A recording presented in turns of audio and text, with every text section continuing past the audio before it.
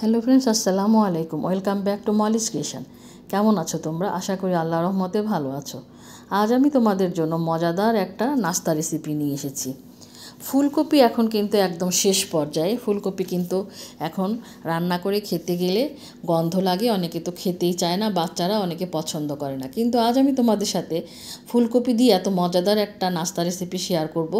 আশা করি তোমাদের ভালো লাগবে, আর ভালো লাগলে অবশ্যই লাইক, কমেন্ট এন্ড শেয়ার করে দিবে।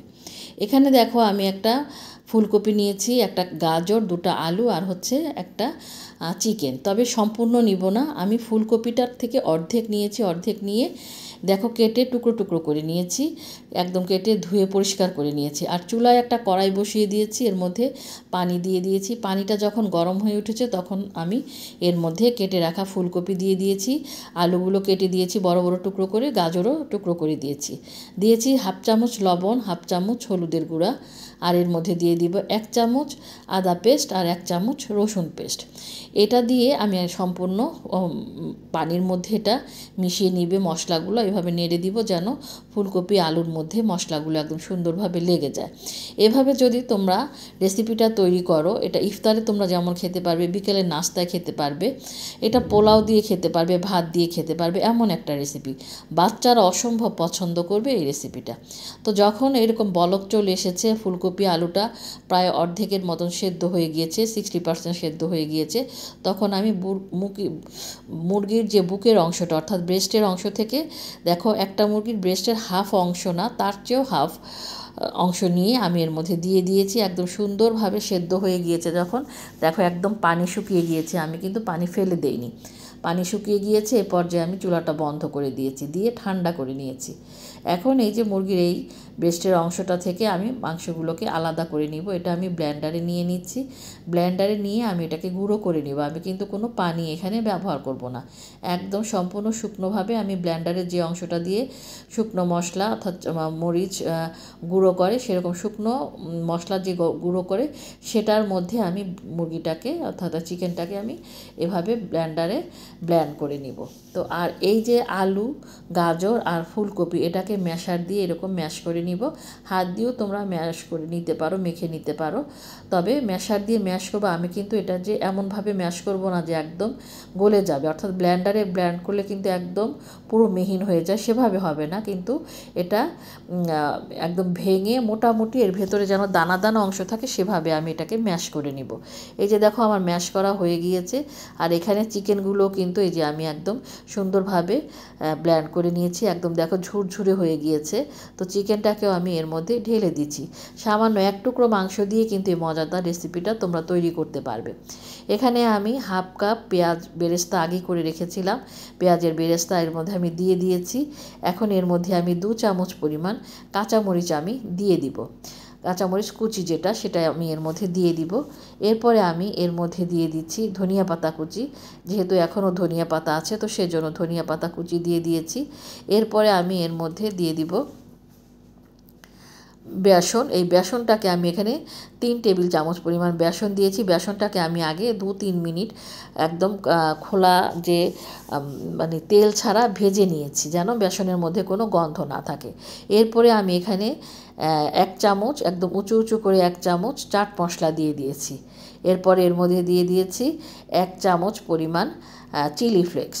যেহেতু এই রেসিপিটা একটু ঝাল ঝাল খেতে ভালো লাগে সেজন্য। আর তাছাড়া তোমরা যদি ঝাল কম খেতে চাও তাহলে তোমরা ঝালের পরিমাণটা কমিয়ে দিবে, তবে এটা একটু ঝাল ঝাল খেতেই ভালো লাগে। যেহেতু ফুলকপি এটা কিন্তু এখন একটু মিষ্টি মিষ্টি লাগে বা খেতে তেমন একটা ভালো লাগে না, সেজন্য একটু ঝাল ঝাল খেতে ভালো লাগবে।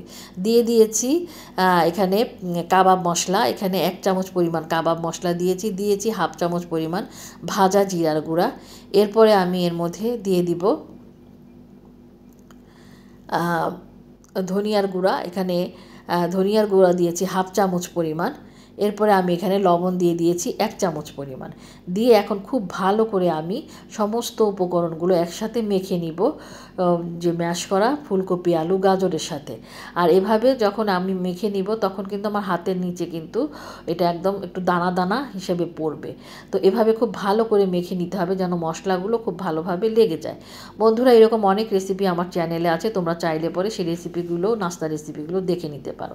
তো দেখো মাখানোর পরে আমি এই যে তোমাদেরকে দেখাচ্ছি, যেটা মুট করা অবস্থায় চলে এসেছে। অর্থাৎ আমি তোমাদেরকে এখানে মজাদার চিকেন ফুলকপির টিকিয়া বানিয়ে দেখাবো। তো মুট করা অবস্থা যখন চলে এসেছে তখন আমি হাতটাকে ভালো করে ধুয়ে নিব। ধুয়ে তারপরে আমি হাতের মধ্যে তেল লাগিয়ে নিব, একটু সরিষার তেল এভাবে 2 হাতের তালুতে ঘষে তারপরে আমি এটাকে টিকিয়ার মতো করে শেপ করে নিব। এভাবে দেখো হাতে ঘুরিয়ে ঘুরিয়ে গোল গোল শেপ করে নিব।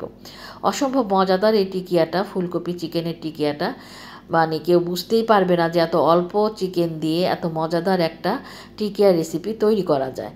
তা এভাবে তোমরা কিন্তু এভাবে বানিয়ে তারপরে আমি এটাকে একটা ট্রের মধ্যে রেখে দিব, একদম সুন্দর করে সাজিয়ে রেখে তারপরে আমি এটাকে ফ্রিজে রেখে দিব। তোমরা এটা কিন্তু সংরক্ষণ করতে পারো। যেহেতু আমি পেঁয়াজটাকে ভেজে নিয়েছি, বেরেস্তা করে নিয়েছি, দেখো আমার তৈরি হয়ে গিয়েছে।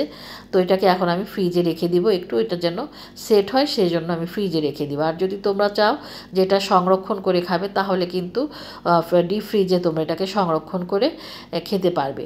একদম অনায়াসে 1 মাস তোমরা এটা ডিপ ফ্রিজে রেখে খেতে পারবে। একটা ডিম আমি ফেটিয়ে নিচ্ছি সামান্য লবণ দিয়ে, কাঁটা চামচ দিয়ে খুব ভালোভাবে ফেটিয়ে নিতে হবে। আর যদি তোমরা পেঁয়াজের বেরেস্তা না দিতে চাও তাহলে কাঁচা পেঁয়াজ দিলে এটা কিন্তু সাথে সাথে খেয়ে ফেলতে হবে। দেখো এই যে আমি ফ্রিজ থেকে বের করে তোমাদেরকে দেখালাম। এখন আমি এটাকে ব্রেড ক্রাম্ব করে রেখেছিলাম। ব্রেড ক্রাম্ব আগে আমি ডিমের মধ্যে ডুবিয়ে তারপরে আমি ব্রেড ক্রাম্বের মধ্যে দিব। তবে এখানে তোমরা যে কোনো কিছু দিয়েই কিন্তু এটা কোট করতে পারো। অর্থাৎ তোমরা এখানে সুজি দিয়ে করতে পারো, সেমাই দিয়ে করতে পারো, তারপরে তোমরা এখানে বিস্কিটের গুঁড়া দিয়ে করতে পারো। মানে তোমাদের যার যেটা ঘরে থাকবে সেটা দিয়ে কিন্তু তোমরা এটাকে ভেজে নিতে পারে। তবে ব্রেড ক্রাম্ব দিয়ে ভাজতে হয় কি এটার মধ্যে তেলের পরিমাণটা কম ঢোকে, সেজন্য ব্রেড ক্রাম্ব দিয়ে ভেজে নিলে খুব ভালো হয়। আর তেলটাকে আমি আগে থেকে গরম করে রেখেছিলাম, খুব ভালোভাবে গরম করে তারপরে হিটটাকে কমিয়ে আমি মিডিয়াম লো হিটে এটাকে ভেজে নিব। কারণ ব্রেড ক্রাম্বে যদি তুমি দেওয়ার পরে ডুবানোর পরে যদি হাই হিটে তোমরা এটা ভেজে নিতে চাও তাহলে খুব তাড়াতাড়ি কিন্তু এটা কালার চলে আসবে আর ভিতরটা ঠিকভাবে হবে না। তো একদম মিডিয়াম লো হিটে আমি দেখো উল্টে পাল্টে ভেজে নিচ্ছি। কতটা তাড়াতাড়ি একটা রেসিপি তৈরি করা গেল। এটা যেমন ইফতারিতে খেতে মজাদার, তেমনি কিন্তু এটা বিকেলের নাস্তায় বা তোমরা পোলাওর সাথে, বিরিয়ানির সাথে, ভাতের সাথে, যে কোনো কিছুর সাথে কিন্তু এই মজাদার রেসিপিটা ট্রাই করতে পারো। এখন কিন্তু বাজারে ফুলকপির দাম অনেক কম। তো এই মজাদার রেসিপিটা একদিকে যেমন বাচ্চাদের সবজির চাহিদা পূরণ করবে, পুষ্টির চাহিদা পূরণ করবে। যারা সবজি খেতে চায় না তারা কিন্তু, আমার ছেলে যেমন সবজি খেতে চায় না, সে কিন্তু খুব মজা করে এটা খেয়েছে এবং বলে যে এরকম করে তৈরি করবে, এরকম খেতে ভালো লাগে। তো এভাবে তৈরি হয়ে গেল আমার ফুলকপি আলু গাজর দিয়ে চিকেনের দিয়ে কাটলেট রেসিপি। কেমন লাগলো অবশ্যই কমেন্ট বক্সে কমেন্টস করে জানাবে। আর আমার পুরনো বন্ধুরা তো অনেক সুন্দর সুন্দর কমেন্টস করে আমাকে উৎসাহ দিয়ে যাচ্ছ। আজকের রেসিপি তোমাদের কাছে কেমন লাগলো অবশ্যই কমেন্টস করে জানাবে। যারা এখন আমার চ্যানেলটি সাবস্ক্রাইব করনি, সাবস্ক্রাইব না করে থাকলে অবশ্যই সাবস্ক্রাইব করে নিবে যদি ভালো লেগে থাকে। আর পাশে থাকা বেল বাটনটি ক্লিক করে দিবে যেন ভিডিও আপলোড করার সাথে সাথে নোটিফিকেশান তোমরা পেয়ে যাও। দেখো ভেজে তোমাদেরকে দেখালাম কতটা মজাদার একটা রেসিপি তৈরি হয়েছে। আর ফেসবুক পেজ থেকে দেখে থাকলে পেজটা ফলো না করে থাকলে ফলো করে দিও। তো বন্ধুরা আজকে এই পর্যন্তই, তোমাদের কাছ থেকে বিদায় নিচ্ছি। আল্লাহ হাফেজ।